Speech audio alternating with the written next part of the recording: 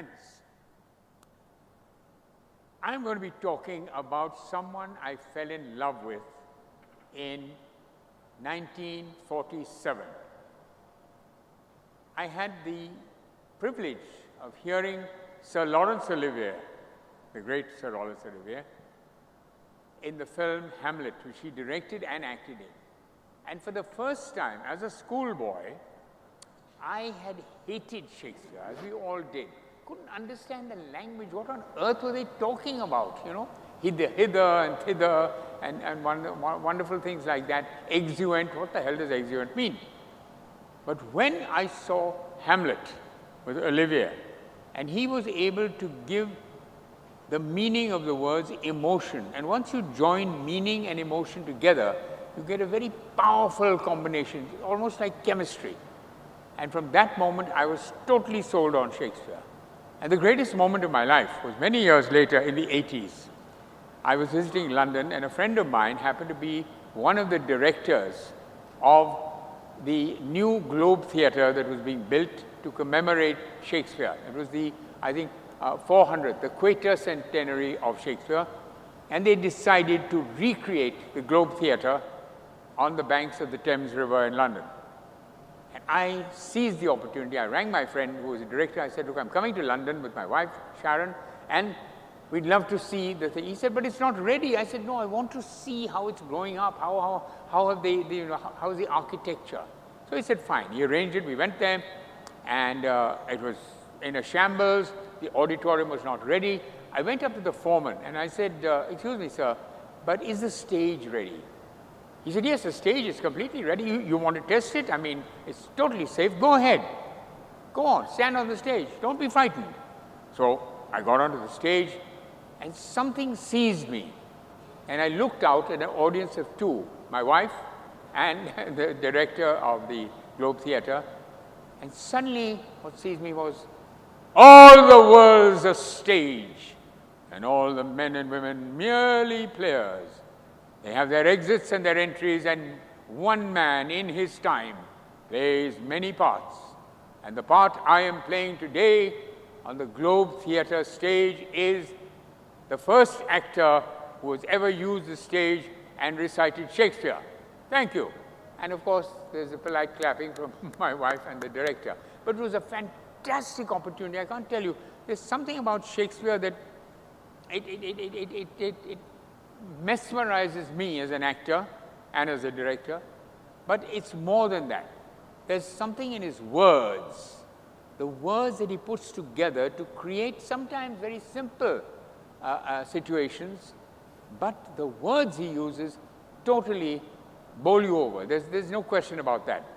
In a career spanning 50 years, well, actually 60 years now, I'm 85, by the way, for those who want to know, I have directed 76 plays, 6 of them by the Bard himself, and many others by Tennessee Williams, Arthur Miller, Edward Albee, and many others, including a lot of plays written by Indians in English. And in fact, it was in 1966 that my group, the Theatre Group of Bombay, decided, we sat together and said, why aren't there more people writing in English? After all, it is an Indian language, just as in America, as I said, Tennessee Williams and Arthur Miller were writing in English. They were not writing in American. And so I said, why can't we started this award and named it for the founder of the theatre group, which was established in 1941, which is, when you think we're in 2016, it's a long time ago. And basically, the first play ever done in Bombay on the stage, the first play done by Indians was Shakespeare, and it was Macbeth. And there was a lot of murmuring among the British community at that time, saying that, who are these Indians to tell us how to speak Shakespeare? But we persevered, and today it's, I don't know how many years later, talking about 1941, that's a long time ago. In school, as I said, I hated Shakespeare, because you always had to read it off the page, and it didn't make any sense. And the first play that I did of Shakespeare's was The Taming of the Shrew. Now, it's a wonderful play, and I think this Litfest also has a theme of man and woman. And it was the play that really, in my production, and by the way, the productions I do, whether of Shakespeare or Arthur Miller or Tennessee Williams or anyone, are always, the production is aimed at the audience sitting in the hall. It is not aimed at an English audience or an American audience or an Eskimo audience. It's those people sitting in the hall. And I thought, what a wonderful opportunity it is. Here is Petruchio, the so-called protagonist. And there is Katrina, the so-called antagonist. And actually, Petruchio is nothing more than what we call today an MCP, right? Yeah? And Katrina was perhaps the first time people realized that even in Shakespeare's time, feminism was something that was beginning to flower. And she speaks very, very vividly about her life and what she wants to get out of it. And she's not going to be bowled over by any swashbuckling, swaggering Petruchio. So there you are. It was a clash of titans. Then I went on. I said, I must do Hamlet, if nothing else, to perhaps pay homage to Laurence Olivier, whose film changed my whole attitude to Shakespeare.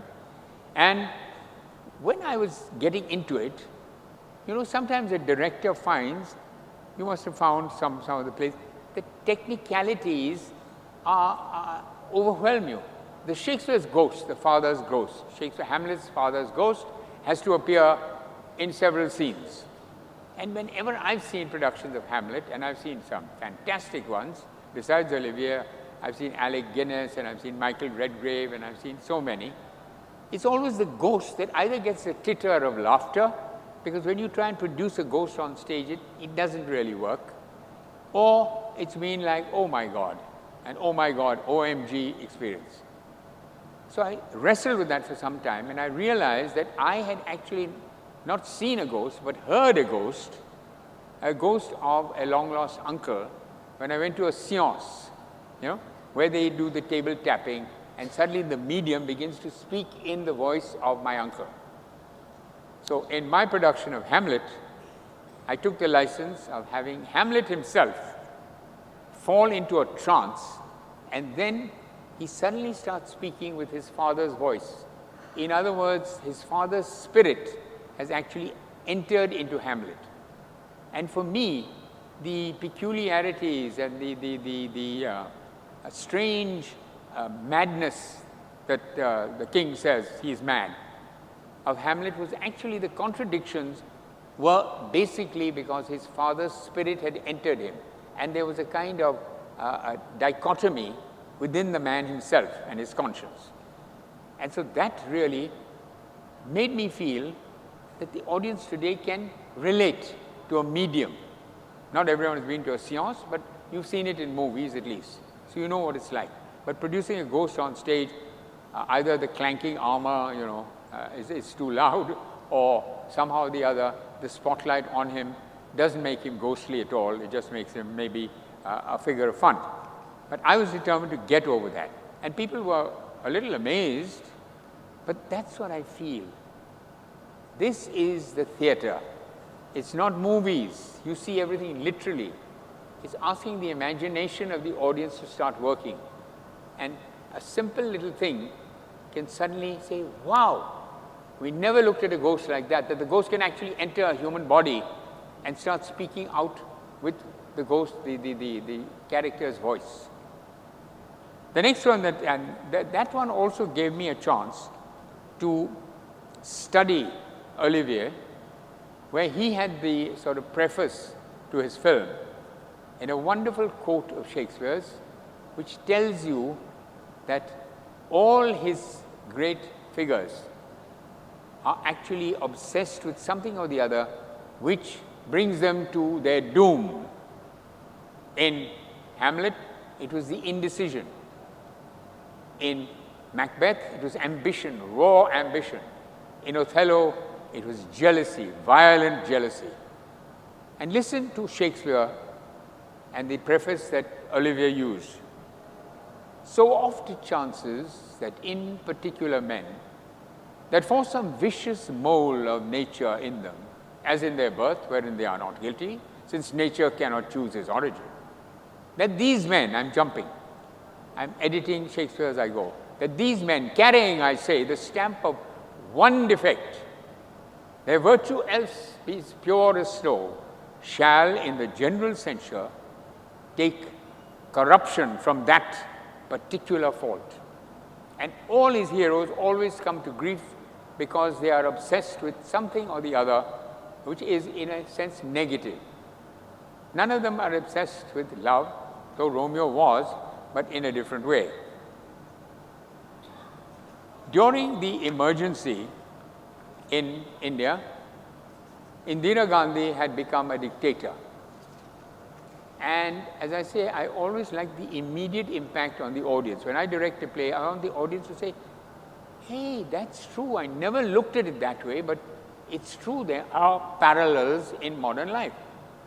And during the emergency, I did a rather daring, foolhardy, whatever you'd like to call it, production of Caesar. No, my production was called Caesar, not Julius Caesar. And I had a brilliant actress called Usha Amin playing Caesar. And she bestrode the stage literally like a colossus. And she wore a white sari, and all the actors were dressed in Indian costume, very simple Indian costume. It was a very stark production. We were all in kurta and churidars. And she had a white streak, which was her very famous brand mark, Indira Gandhi's, to represent that she was actually an analogy to Caesar. And what happens to dictators? They usually come to a bitter end. Now, I didn't know at that time that that would happen to Indira Gandhi, but people in the audience after the play came to me and said, Alec, you better watch your step. This is the emergency and there's censorship, and you have crossed the line and you might be arrested tomorrow. Oh, well, I was saved, I don't know, by fate or by Shakespeare. Something or the other saved me, and I wasn't. Yeah? But Cassius, the chief of the conspirators who were going to assassinate Caesar, says very simply, and one of the things about Shakespeare, he gives you these analogies which suddenly paint a picture, and he says to Brutus, in trying to convince Brutus to join the plot, the assassination plot, he says, why, man, he doth bestride the world like a colossus, and we, petty men, walk under his huge legs and peep about to find ourselves dishonorable graves. Men at some times are masters of their fate. The fault, dear Brutus, lies not in our stars, but in ourselves, that we are underlings. And in just those 6 sentences, he sums up the whole idea of what Rome was going through and what India was going through at that time. So it's very interesting to find how many parallels you can find in Shakespeare's plays. In my version of Romeo and Juliet, for instance, Romeo I cast as a Muslim. He was wearing the Muslim skull cap, and he was wearing the typical Muslim dress. Juliet was dressed as a Hindu with a bindi. And instead of the Capulets and Montagues, it was these 2 religious foes, you might say, who were in the play and were dressed accordingly. The lines of Shakespeare were sacrosanct. We did not change a single line. By the way, just a little reference, in the Caesar that I did, we only changed one word. Every time they said he, Shakespeare said he, I changed it to she. That's all. That was the only change. And in Romeo and Juliet, I had to make no changes, because this clash between these 2 religious communities was self-evident, whether they were Capulets and Montagues or they were Hindus and Muslims. But it withstood that interpretation. And because the riots in Bombay at that time, and I was doing it in Bombay, were very recent, the riots of '93 were very recent, and people the immediacy of the rendition or the interpretation, Shakespeare's words, but getting people involved with something that seemed to be foreign, English, 400, 450 years ago. No, today. And everything that Shakespeare says in his plays is very relevant to any situation today. So that was a very interesting, shall we say, interpretation. And my cast were very, very young. There's an amusing incident. My Romeo was 20, and I was casting, and I couldn't seem to decide between two Juliets. So the producer said, what the hell, let's put both of them in. One night, one Juliet, the next night, another Juliet. So I said this to the Juliets, they were delighted. I said it to the Romeo, and I thought he'd, absolutely explode. He said, wonderful, you mean to say every other night I get to kiss a different Juliet? Thank you. And we did it, and it caused, again, a little bit of a stir. I like plays that somehow shake the audience, get them to look at things in a different way, something that they haven't looked at before in the same way. When I did Macbeth, I was trying to find an analogy for the witches. Now, as we all know, witches, for a lot of the audiences, ride on broomsticks, and Walt Disney has made them into cartoon characters. I wanted to get away from that. I wanted to get those witches to be something that the audience sitting like you would say, yeah, that's true, we do have witches. We haven't realized it, but we do. We have tantrikas who worship tantra, Their whole philosophy is tantra, and they cast spells, they foretell the future, they make love to dead bodies, and all sorts of strange and much more ambitious, shall we say, witches than Shakespeare's. And so the tantrikas, the three tantrikas, were the three witches in Macbeth. And the audience then could relate better to a story which was set in Scotland, I don't know how many years ago, but they were able to come to grips with that. And the spell that Lady Macbeth casts on Macbeth, Lord Macbeth, is in fact, she intones a kind of a tantric prayer, because I always wondered how could a man, a noble man, Macbeth, who fought for the king and won the battles and was rewarded handsomely, within less than 24 hours he comes back to his castle and he says, I heard the witches say this, and she says, yes, that's it. Now you must be king. He said, how can I be king? The king is still Then he realized what she's saying. So they plot together and murder the king. And there's something of a spell she casts. People have said it in different ways, maybe sexual spell, I don't know. But in my version, it was definitely a tantric spell. And we also used a lot of tantric symbols in the set design. But Shakespeare's genius transcends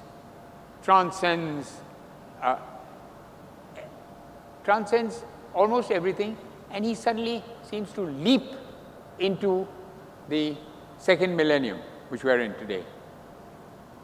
And one thing that the speech in Macbeth that I feel is very close to what Jean-Paul Sartre, about, must be about 60, 70 years ago, founded, which is called existentialism. And if you listen to Shakespeare, who wrote it 450 years before Jean-Paul Sartre was even born, listen to the words of Macbeth when he hears that his wife has died or committed suicide, as many people believe. He says, tomorrow and tomorrow and tomorrow creeps in this petty pace from day to day till the last syllable of recorded time. And all our yesterdays have lighted fools the way to dusty death. Out, brief candle. Life is but a walking shadow, a poor player that struts and frets his hour upon the stage and then is heard no more. It is a tale told by an idiot, full of sound and fury, signifying nothing. Now, if that isn't a beautiful description of existentialism, I don't know what is. So, as I say, he speaks to us. Thank you. He speaks to us today. He is not dead. Shakespeare is alive and kicking. He is speaking to us all the time in all his plays. And this, to me, is the greatness of the man. He lives beyond his time. And thank God he's not alive, because he'd have said, hey, what do you mean, tantric witches? They're not tantric witches. I would have had an argument with me. I'd never been able to do it. But because his plays are so great, and he's not alive, like Bertolt Brecht, the famous German playwright, wrote down exactly how he wanted his plays done. And the Berliner ensemble in East Germany at that time would absolutely do it according to Brecht's direction even after he died. And nobody was allowed to do his plays except the way he wanted it done, which meant also that Bertolt Brecht died. He not only died physically, but he died spiritually, and his plays now are very rarely done. But Shakespeare's plays, and I read somewhere, and you can correct me if I'm wrong, Andrew, that at some point in the world, there is always a Shakespeare play on stage, whether it's in Swahili, whether it's in Hindi, whether it's in Spanish, whether it's in, I'd like to call it a language, whether it's in Americano, and there's something about the American language, especially the flat A sounds, can't, and stuff like that, that gets on my nerves, but that's not true. For Americans, that is Shakespeare. So he is alive all the time, and where? Not in a book. He is not a novelist. I don't know why a lot of professors, including some of mine in college, were always asking to read Shakespeare and understand it. You can't understand it. It's only when you hear it in the mouth of an actor, where the meaning of the words and the emotion that infuses those words suddenly becomes alive and very much 21st century. And that is the brilliance of the man. And of course, there are people who've taken that and said, yes, why can't he be a modern playwright? And he is. A brilliant person called Jan Kott, Polish, I think, who did a book, you must know it, Andrew, on Shakespeare, our contemporary. And he describes in detail how contemporary Shakespeare is. And I think that book inspired me a great deal. Yeah. But my favorite character in Shakespeare is Othello. Or my favorite play, I should say, is Othello. Why? Because it deals with the big archetypes of our life. Love, death, and jealousy. Jealousy. And the great thing about Shakespeare is that his Othello is actually a general, and he shouldn't be so blinded by Iago's, whispering into his ear that your wife is having an affair with your young lieutenant, Cassio. He should be above that, but he isn't, because the human heart is not ruled by logic. It is ruled by emotion. So it's not only a play about a black man eloping with a white woman, and that to a very high birth, but it also is something to do with the clash of civilizations again. And in my production, Othello, slowly as he retreats into a kind of, what shall I say, a socially misfit, a black man in a white army married to a white girl, and as he retreats, he begins to retreat into his birth. After all, people forget that there must have been a reason that Shakespeare said the Moor from Morocco, he was a Muslim, and his roots were Islamic. And gradually, in my production at least, he begins to change as he gets more and more insecure in his love for Desdemona, or Desdemona's love for him. And he begins to change his costume. And he begins to start wearing Muslim garb. And he keeps on physically, without words, adjusting Desdemona's off-the-shoulder dress, making her more in the Islamic mode of dress rather than what would be at that time fairly ordinary, daring to some people, but fairly ordinary. But to an Islamic man, it was something that women should not do. Women should know their place. And you'll see as the play progresses, more and more, he's trying to control Desdemona. And we see the more insecure, the more he goes back to his roots. And I'll just describe one heart-rending scene.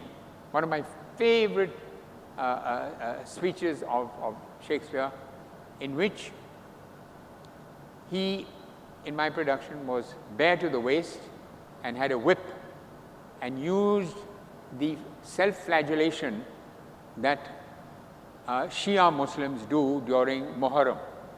It is a penance for their great peer, what we call Peer, who died. And he is beating himself mercilessly, and blood is running down his back.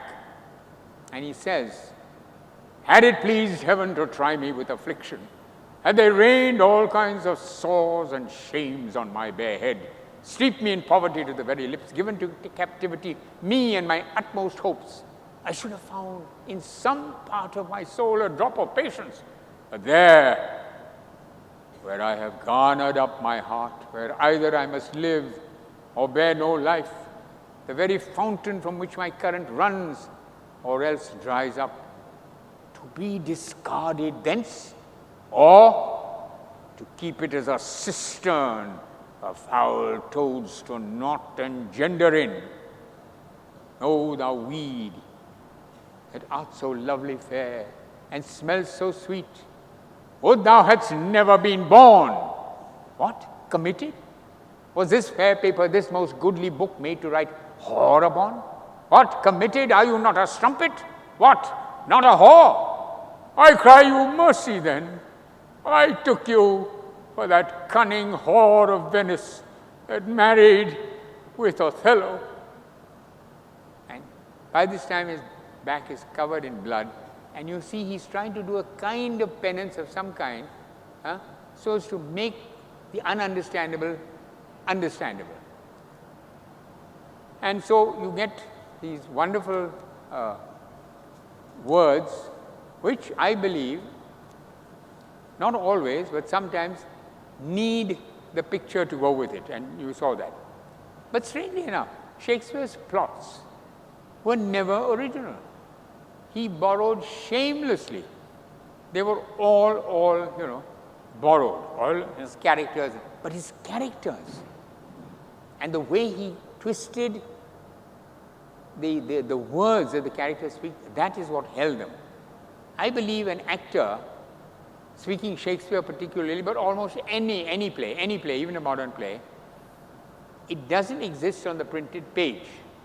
It exists in the space between the actor's lips and the audience's ear. That's where the play lives, comes to life, not on the printed page. Yes, you can have beautiful imagination and imagine it all, but if you really want to be involved, then listen to Shakespeare. The words are fantastic. And he can make the audience laugh and weep and even scream with emotion. And you have Henry V. "Once more unto the breach, dear friends, once more, or fill the wall up with our English dead. In peace, there's nothing so becomes a man as modest stillness and humility. But when the blast of war blows in our ears, then imitate the action of the tiger. Stiffen the sinews, summon up the blood, disguise fair nature with hard-favored rage, then lend the eye a terrible aspect. Let it pry through the portage of the head like the brass cannon. And you, good Englishmen, whose limbs were made in England, show us here the metal of your pasture, which I doubt not. For there is none of you so mean and base that hath not noble lustre in your eyes. I see you stand like greyhounds in the slips, straining upon the start. The game's afoot. Follow your spirits, and upon this charge cry, God for Harry, England, and St. George. That rousted the British soldiers. The English soldiers were lying on the ground. They had just been beaten by the French and back into action.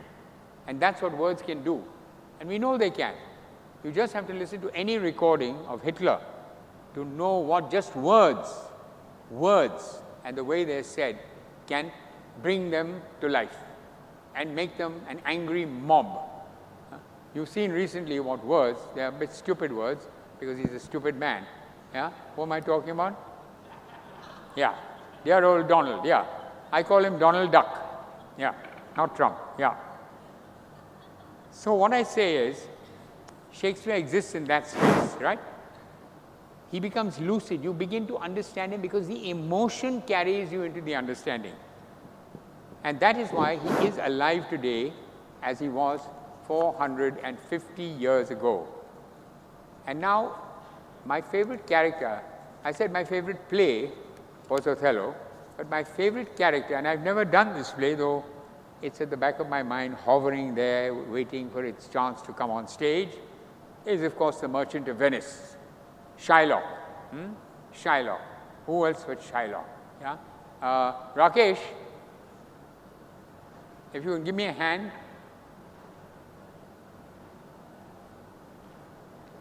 Yeah, thank you.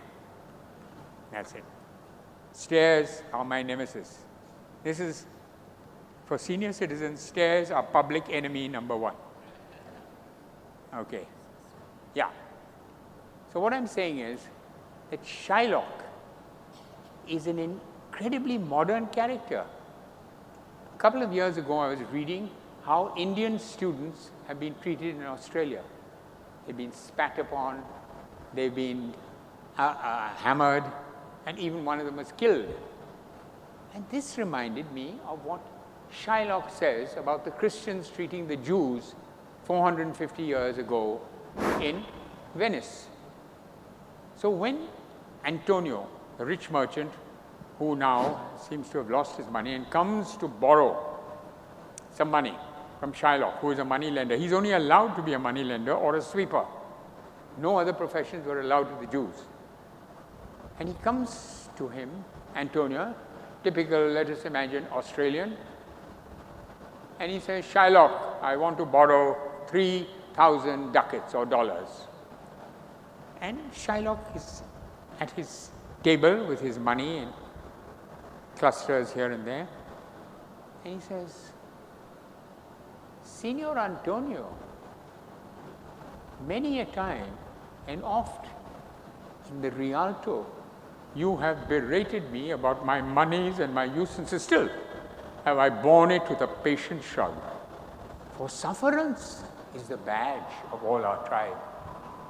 You call me misbeliever, cutthroat dog, and spit upon my Jewish gabardine, and all for use of that which is mine own. And now you come to me and you say, Shylock, we would have monies. You say so.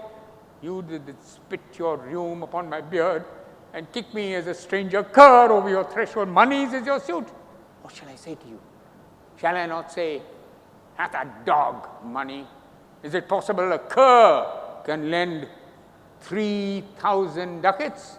Or shall I bend low and in a servant's voice, with whispering humbleness, say this, fair sir, you spit on me on Wednesday last. Another time, you call me dog, and for these courtesies, I will lend you thus much monies.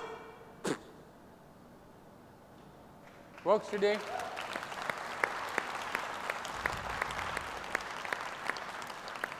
Okay, and now I need Rakesh for the struggle up to Everest. Rakesh, my savior. Thank you. Heart. Yeah. The reason I did that I feel that we have lost the real meaning of the stage. The stage was never meant to be a platform on which people pontificated like politicians do all the time. it was meant to be an embrace of the audience. And I love plays when the actor can actually come within spitting distance of the audience. And that really makes the play live, become something where you don't forget about the actor, you just know the character. And that's why I think it's a great thing to have plays done in the round and in smaller theaters. Anyway, let me not take up any more of your time and give my fellow speaker, yes, his Day in the Sun. Please. First of all, can you hear me? That's a good start. Unfortunately, I do not have the same kind of actorly projection as Alec. I feel like I just could sit here and watch this for an entire day. I don't know about you. It's really wonderful to hear the text spoken with such clarity and ferocity as well. I guess the question you were touching on, Alec, is why Shakespeare still lives, despite the fact that we're 450 plus years after his birth, 400 years after his death this year. What can this man still have to say to us? Well, I suppose, I think in a way the last time I was here in Mumbai, which is in 2013, in February, and I was researching my book, which is about different aspects of Shakespeare around the world, the way that Shakespeare has been absorbed into lots of different cultures, lots of different languages. And I was having a very, very crazy time chasing around Mumbai, trying to find reflections of Shakespeare in Indian culture, particularly in Hindi movies, actually. The references to Parsi theatre, the way that those stories infiltrated Indian stories. I ended up going to Pune to watch the very famous 1954 Kishore Sahu version of Hamlet. I remember I trekked all the way to Pune specifically to see it. I requested the screening. I watched the film in a tiny little screening room, and by the time I got back to Mumbai, I found that someone had already uploaded it to YouTube. So I didn't have done any of that traveling. But of course, that film is a response to Laurence Olivier as much ours. Like many Indian versions, it's a combination of lots of different influences from lots of different places. But I suppose, I spent 2 years or so traveling to different countries in search of Shakespeare. I traveled to the United States, I traveled to Poland and Germany, I traveled through South Africa, I traveled here in India, as I mentioned, and I traveled in China. And I saw many different Shakespeares. I guess that's the most striking thing. In the book, I probably write about perhaps 60 different versions from maybe 300, 400 years of culture. In fact, I probably myself saw about 200 different productions of the plays, adaptations, variants. To list them very briefly, I saw a wonderful Russian movie translated by Boris Pasternak of King Lear, which was made in Russia in the 1970s, which made that play into a parable about Russian politics and the death of communism. I interviewed someone who had performed in a production of Julius Caesar on Robben Island, that great prison during the apartheid era off Cape Town, where Nelson Mandela was imprisoned, many other people imprisoned as well. People on the island read Shakespeare, discussed Shakespeare, I think as a way of talking about the politics of their own time. I saw a very crazy production of The Taming of the Shrew, a play you mentioned, in Mandarin Chinese in Beijing in 2014, where it seemed more or less as if I was the only person who was actually following what was happening on stage, because everyone else had their mobile phones out in a very Chinese way. There seemed to be some subliminal signal. As soon as the action started, everyone just pulled out their mobile phones and started playing away on them. I researched Shakespeare in the Wild West in America in the 1850s and 60s. One of the astonishing discoveries I made in the book was that Shakespeare was the most popular playwright in the 19th century United States and the frontier. All of these crazy, fascinating versions of the plays that were performed in the Wild West. I read about a company who performed Hamlet on the stump of a giant redwood tree in the middle of a forest in 1852. There are stories of actors playing in mining camps and having bags of gold thrown at their feet if they did a good performance. I interviewed a director in Thailand who had her version of Macbeth, again a play you mentioned, censored by the Thai government because it was regarded as too politically controversial. I love the idea that a playwright who is 400 years old can be regarded as too controversial to perform. And I guess most notoriously or most difficultly, I saw a production of King Lear in Munich, in Germany, that featured, of all things, a cast of live pigs. There was a troupe of live pigs who were on stage alongside the human actors. Really, the only thing I could really take away from that performance was that pigs are brilliant on stage and actually far more watchable than human beings quite often. I remember that Lear was doing his enormous soliloquy in the storm scene, and a pig just trundled onto the center of the stage and just stood there. The show was more or less completely over. What do these different kinds of Shakespeare show? Well, I've thought a lot about that line that is in Hamlet, the idea that theatre, that drama, that Shakespeare holds the mirror as 'twere up to nature, that Shakespeare kind of offers a mirror of who we are. And I guess the thing that struck me seeing all of these different versions is that Shakespeare really does hold us that mirror, but what we see is ourselves, whoever we are at that moment. There isn't one fixed set of philosophies in Shakespeare. There isn't one fixed view of the world. You can find almost anything you want in these plays. Alec mentioned a very famous version of, well, you mentioned Henry V, and of course, famously filmed by Laurence Olivier in the Second World War. That film was actually dedicated to the soldiers who were re-invading Europe, the Allied soldiers who were storming the Normandy beaches. In 1944, the same year that film was made, Joseph Goebbels, the German propaganda minister under Hitler, was trying his best to produce a version of The Merchant of Venice, a sort of shamelessly anti-Semitic version of The Merchant of Venice, in order that it would help the German war effort. So you have the sense that Shakespeare is fighting on both these sides in this extraordinary global conflict. So I think that's the thing that I'm struck by, is that Shakespeare does hold us a mirror, and what we see is ourselves. I thought a lot about Shakespeare recently, given contemporary politics. You mentioned politics, Alec, and I was thinking of the election of Donald Trump. I don't know if anyone noticed that Donald Trump was elected US president just the other week. A small event, I'm sure no one really noticed it. I mean, in all of these difficult times, it seems that Shakespeare has something to say to us. I've thought a lot about King Lear, particularly that play. I mean, particularly howl, which, I don't know about you, is an emotion I definitely felt on election morning after we found out that Trump had beaten Hillary. I guess another phrase in that phase, when we are born, we come to this great stage of fools. That also seems quite appropriate for Donald J. Trump and his what he will do to the US Constitution. But again, I've also thought of different plays as well. You might think of Shakespeare's Coriolanus, play which is a lot about power and democracy. A story, I'm sure you know it, of a popular demagogue, a soldier in the case of the play, who is voted in by the people, is a great hero, and then turned out again, forced out of the city, goes from hero to zero in a very, very short space of time, showing the fickleness of politics, how fluid it is. People often ask, well, what's Shakespeare's view of politics in that play? You can read it either way, I think. You can say the play is either a satire on power politics and dangerous dictators, or you can say that it's a satire on politics, a satire on democracy, and satire on the fickleness of politics and democracy. So both those options are available in that play.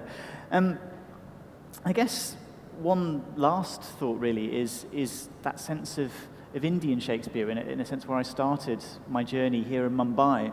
And again, I think it captures some of these contradictions, that the British, of course, thought that when they brought Shakespeare to India in the 19th century, what they were doing was transforming Indian people more into British people, that we would civilize Indian people, I think, as the colonialists saw it, by giving the great gift of Shakespeare.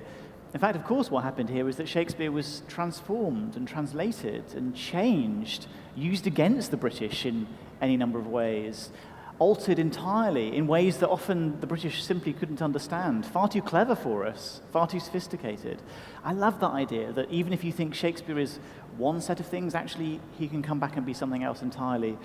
You bring him to India as a kind of colonial servant, a sort of spear carrier of empire, and actually he can become an agent of resistance. He can become a way of fighting back against colonial rule. So that is, I think, in a way, perhaps the most wonderful thing about Shakespeare, that we never quite know what to expect with him.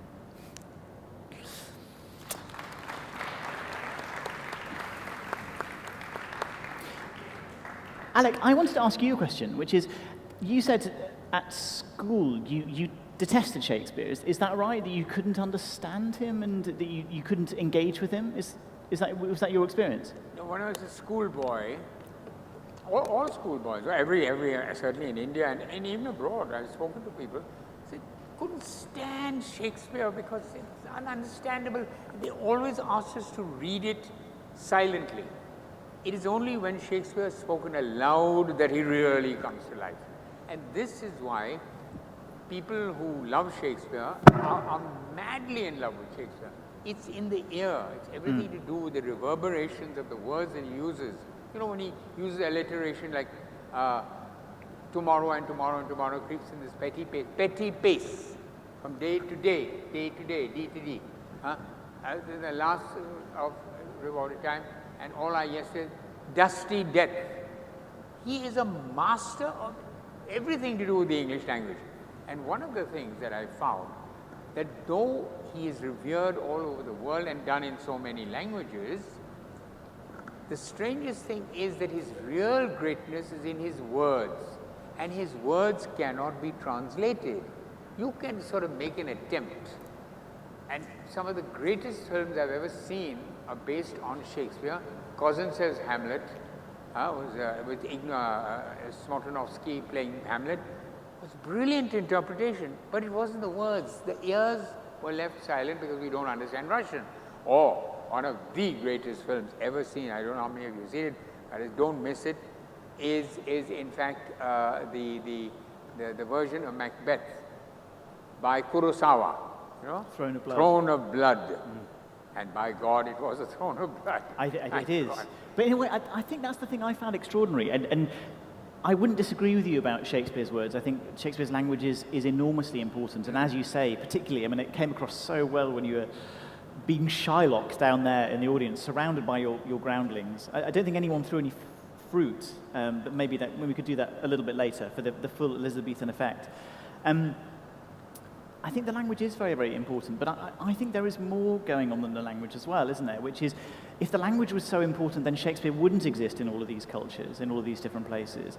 And I've often thought that the interesting thing about Shakespeare is that you can translate him. Of course, things are lost, but some things are gained as well. I think, certainly for many people in Britain, Shakespeare's language is actually a barrier to Shakespeare.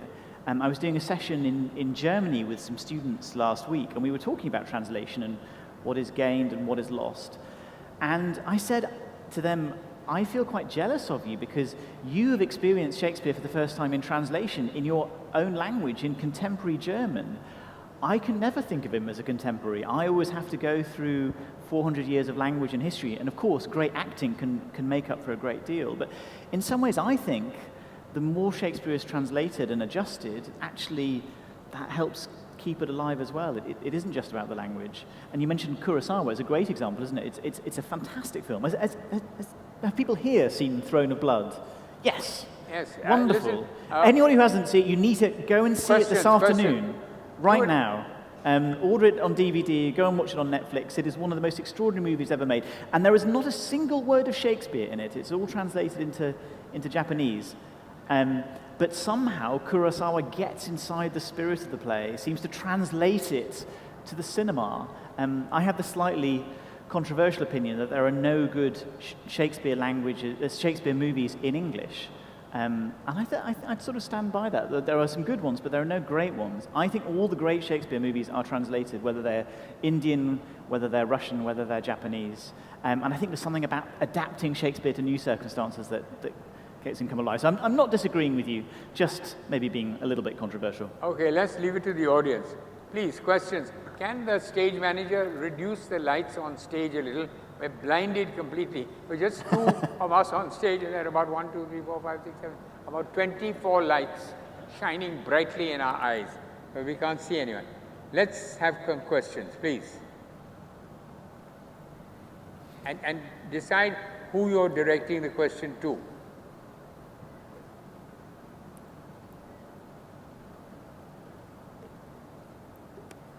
Yes, sir.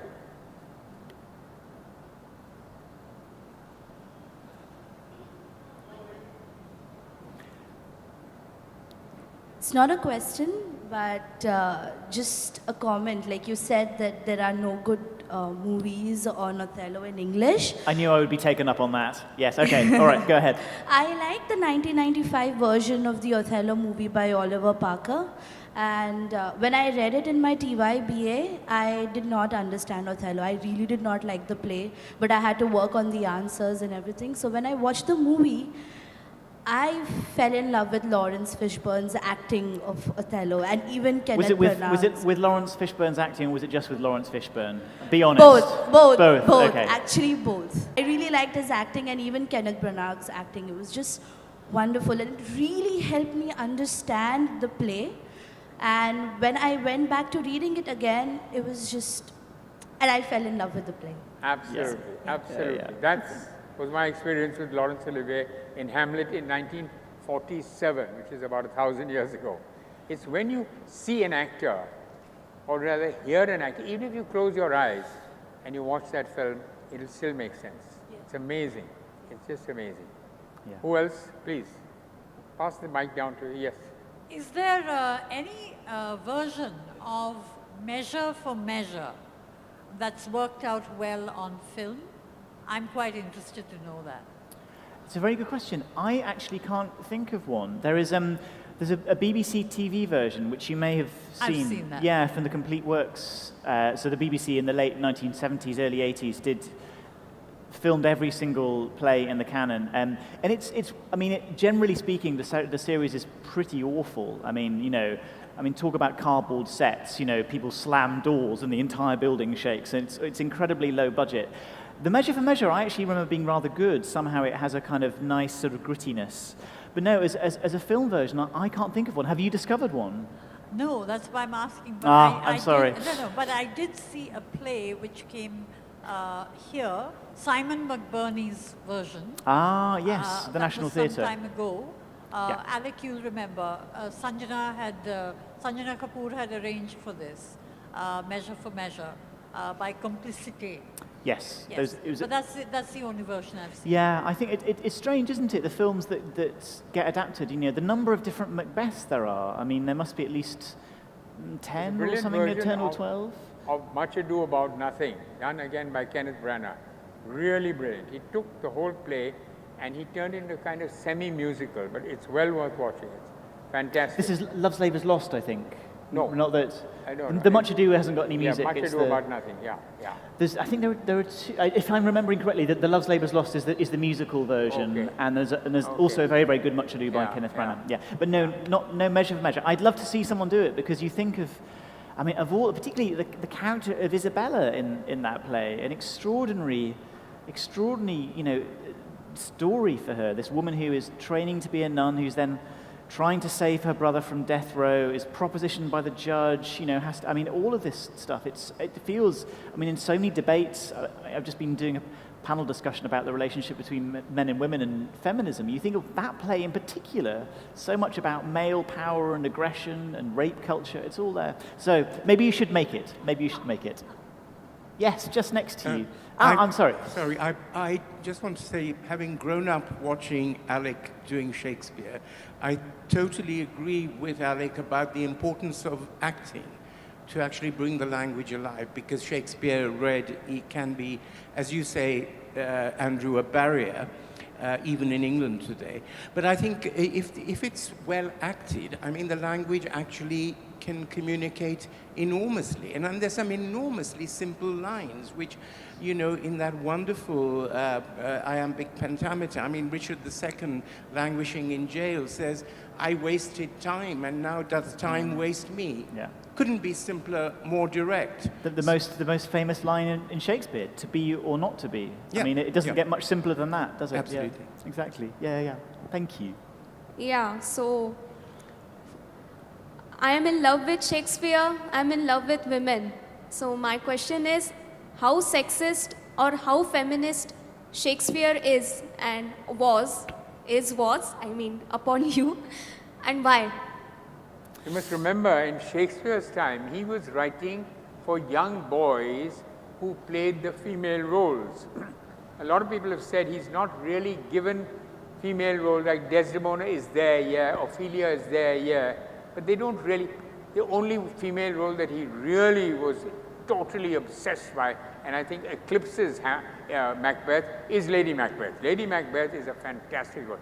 But remember that he was writing for a troupe, a theatre troupe, in which all the women's roles were played by young boys whose voices had not broken at that time, because it was not allowed for women to play on the stage. This was the crazy part of it, and yet when you hear Portia and the quality of mercy is not strained, done by a woman, it just looks like it was written for her. I mean, he had this amazing ability to write for young boys, and yet knew the female psyche inside out. I think I'd absolutely agree. I mean, this is the interesting thing about Shakespeare, is that he managed to write Othello without being a black man from North Africa. He wrote female roles for male actors to play. I mean, I think, particularly given the limitations of writing for, kids who might be sort of 12 or 13, and the physical limitations and how much mental space they had, how good they were. You think of these incredible female roles, particularly I think in the comedies. Rosalind in As You Like It, I mean, far and away one of the most interesting, fantastically engaging characters in Shakespeare. She's 98,000 times cleverer than any of the other men in the play. Think about Cleopatra, how fascinating she is, the infinite variety of her. So people sometimes say, is Shakespeare a feminist? I mean, it's not a word he would have used because it wasn't available in the 16th century. People didn't use it. But I think you look at the characters that he creates, look at those rich, interesting, sympathetic women, and absolutely, within the constraints of his time and of his day, he breaks all of those boundaries. So I would say absolutely yes. Shakespeare equal feminist. Thank you. But one last question. One last question. One last question, please. And I'd like to ask it of the audience. How many of you have seen the 3 Shakespeare plays adapted to Hindustani, or rather to Bhojpuri in some cases? We all know who they are. They are Makbul, which was Macbeth, Haidar, which was Hamlet, and Omkara, which was Othello. How many of you in the audience, raise your hands, who've seen them? Terrific. Wonderful. Now, are any of you who raised your hands ever read or seen Shakespeare done in English? You have. So could we have someone comment on what happens to Shakespeare when the language is changed? That means you've taken out the ear, the appeal to the ear from Shakespeare. You've still got the plot, you've still got the characters, and they are fascinating, make no mistake. But one of the essences, so could anyone comment, what was the difference between saying, say, Omkara and having seen Othello, or Haidar and having seen Hamlet? Yeah? Please, someone? Because we are in India, right? And why shouldn't we adapt Shakespeare? Is the microphone still circulating? Yes. Yeah, so Shakespeare, being Shakespeare is being special, but doesn't mean we cannot change what is special. So being different or like deviating from what is special or what is standard is, I won't call it a crime, I'll call it difference, I'll call it variety, I'll call it uniqueness. So Omkara, in my words, is nothing but Indianization of Othello, and watching Othello is indeed the most interesting experience I have ever had. I mean, if one wants to be alive in this world, one is alive in this generation, and if one can read and write, one should read Othello.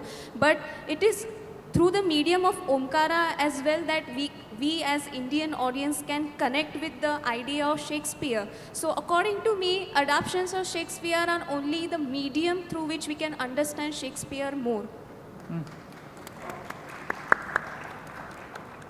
I'd agree. Well, with that, we end the session. Thank you.